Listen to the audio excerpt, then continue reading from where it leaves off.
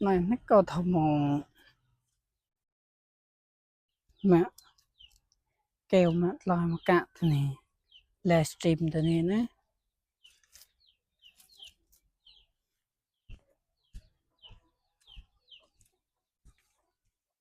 này về là mùa mùi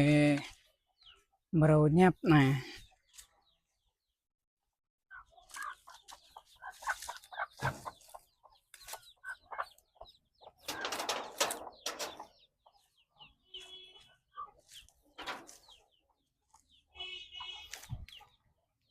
bớt này bớt mẹ mà lùi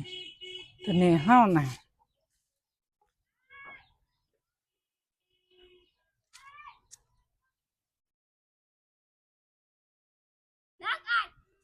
là bớt con này bớt mẹ mà lùi hao thế này nè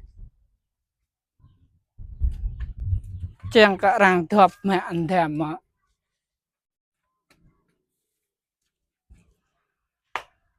nè nè nè nè nè nè nè đó là hậu quả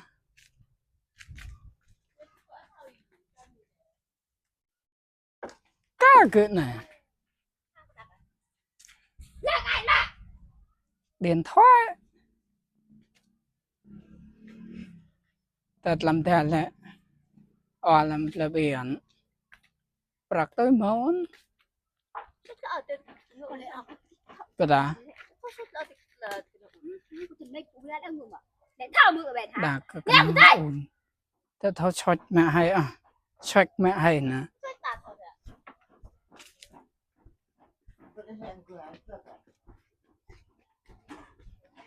đó